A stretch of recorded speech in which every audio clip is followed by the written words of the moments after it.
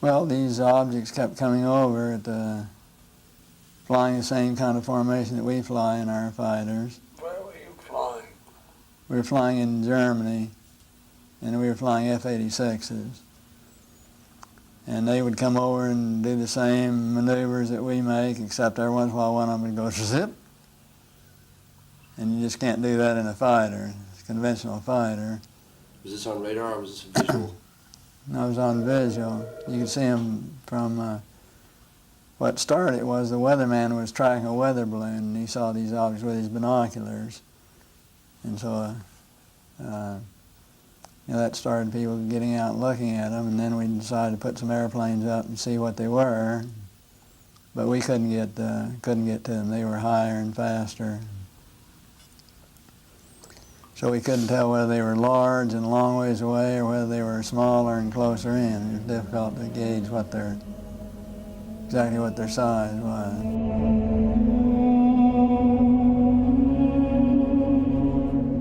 They were definitely in formation. What year was this? In 51, about 1951. Do you think the Russians had that kind of technology back then? No. So how close would you say you might have gotten to them? I mean, you definitely determined that there were objects that I were don't under know. intelligent control, or was it?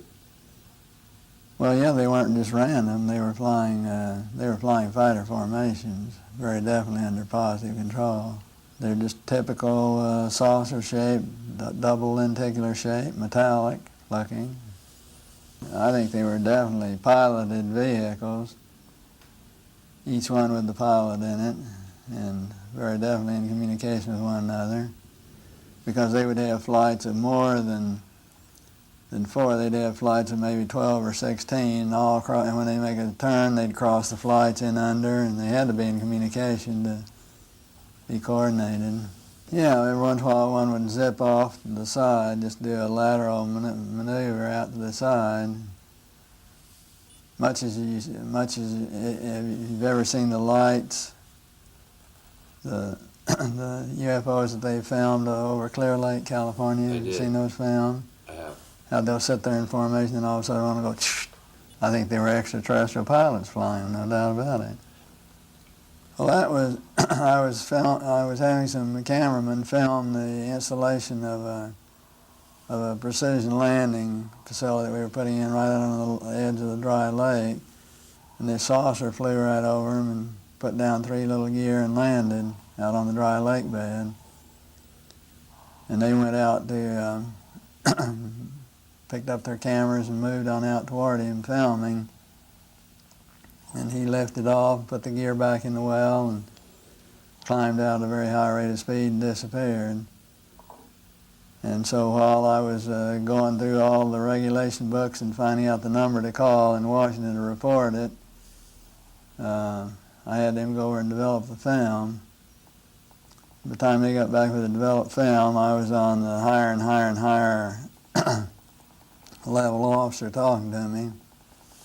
Finally, with the colonel telling me to, when the film arrived at my desk, to put it in the carrier pouch. There would be a courier there at my office by that time already, and they'd arranged for him to fly in our base airplane back to Washington with these films, and do not run prints, et cetera, et cetera, et cetera. So we stuck them in the courier pouch. Did you watch the film?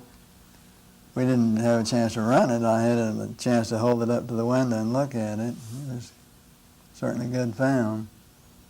Good close-up shots? Good close-up shot. Nothing like I'd ever seen. Double lenticular shape. Same, didn't have a cupola on it or anything. It was pretty much the same basic shape. But this time I was involved in the research and development and doing very classified programs myself, at the test center. So I knew that we didn't have any vehicles of that kind, and I was 99 9/10% sure that the Russians didn't have any of that type either. So it there certainly was, at that point in time, there was no doubt in my mind that this vehicle was made at some other place than here on Earth. And you send it on just like you're ordered to do, and do what they tell you to do. You know, I was working at the time, I was working on a little program that nobody knew about. We were not allowed to discuss with our family or discuss with anybody, and that was the U2 program. So it was in the same category, really. In my opinion, I think they were worried that it would panic the public if they knew that someone had vehicles that had this kind of performance way back right after World War II, period of time. So they started telling lies about it. And then I think they had to cover another lie, you know, tell another lie to cover their first lie, and now they don't know how to get out of it. Now it's going to be so embarrassing to admit that all these administrations have told a lot of untruths that it's going to be embarrassing to get out of it. Do you think they want to get out of it? Well, I think basically each and every president would probably like to get out of it, would like to come clean on the deal and not have to continue to tell distruths. Eventually there's going to be something happen that will make all of them have egg all over their face, and they're going to have to admit that they haven't been truthful at all.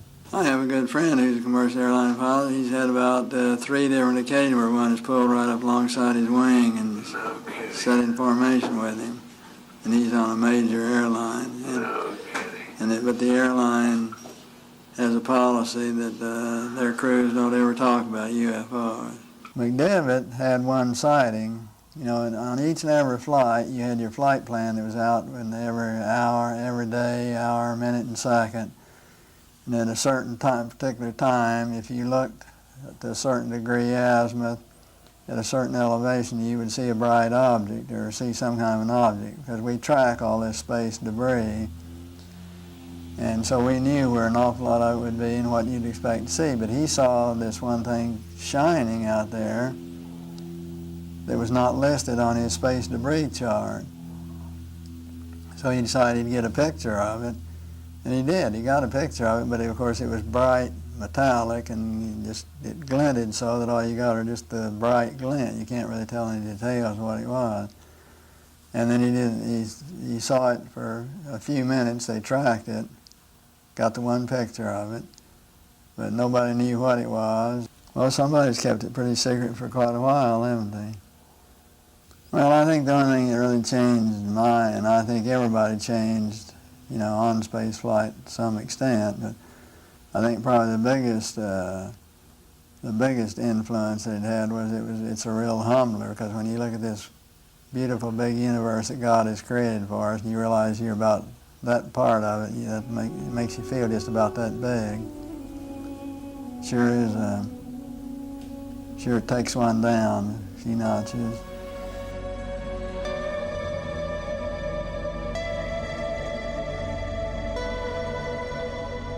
Actually, we were very favorably received at the UN, and Kurt Waldheim was very interested, and he agreed that he thought it'd be a good idea to form a committee and to do the investigation at that level.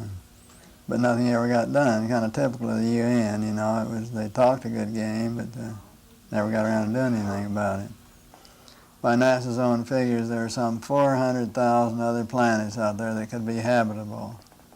And I just can't believe that God would habitate this one planet only and leave all these others barren.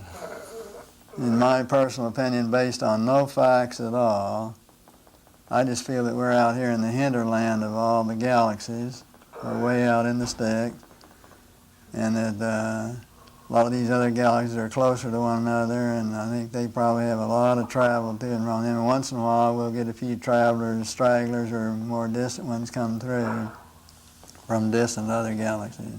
We should form a group at the UN level to start gathering information from around the world, and when you get sightings and information and investigations, actually let it be handled and coordinated from that level, because there were a lot of countries that had information, and there were a lot of countries like Russia is now. The government of Russia now works directly with the civilian UFO groups.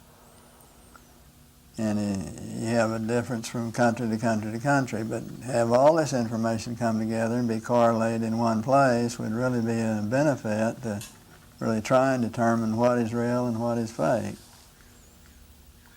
Just thinking about what we could do from a technical point of view. Some of them may be remotely operated. They may be radio controlled, so to speak, like we call unmanned unpiloted vehicles. Some of them may be that. I think some of them undoubtedly have crews in them and have other people, and in my opinion, I think those people are probably very similar to us. Do you think they recovered one of those saucers that you saw? Very likely. And I think definitely there was something other than a weather balloon there. Well, I think the truth has been very submerged in all the lies that have been told. I'd like to think they reversed engineered it and did something with it, did some benefit with it, which would be the logical thing to do. Did you ever try to, did you know where that footage went of the flying saucer that landed on the tarmac? Went to Washington, that's all that I know. Did you ever keep in touch with anybody about it or discuss it? How would I keep in touch with anybody about it? There's no way within the military or within the government of keeping track of something that is classified unless you're directly involved in it, and I was not. So I had no way of knowing what happened to it. Was it included in part of the Project Blue Book investigation? No, it was not. And that was one of the complaints I had about Project Blue Book, which in my opinion, Project Blue Book was totally a whitewash.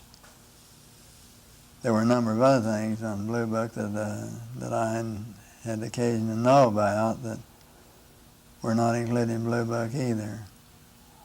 Well, that was one of the reasons we did the U2 program the way we did it, was because we hadn't put no classification at all on it, because when you classify a program, then a congressman or a senator think they can go out and tell the whole details. They're privileged to be able to do that. Totally trample all over security and tell the details about whoever they want to. Didn't classify it all, and until Powers was shot down, the world really didn't know about U-2s, or at least in the United States. In my opinion, I think they are coming from some other planet. I think there's no doubt in my mind. I think they're for real. I think eventually we'll find out that there's regular travel here on this Earth from other planets. I think we have a lot of potential learning from them if we can just set up the schedule of how to go about doing it. I think they're just the same as we are, just a little higher, a little further, a little faster. And they can come and land in my backyard anytime. If they want to come and land in my backyard, I'd welcome them. To ready, so they came out to the plane. But prior to that, this just hovered over the plane for a short period of time, and then it vanished. We were told later that it was picked up on radar. It wasn't as if you actually saw it glide away. It was like in a wisp, it was gone.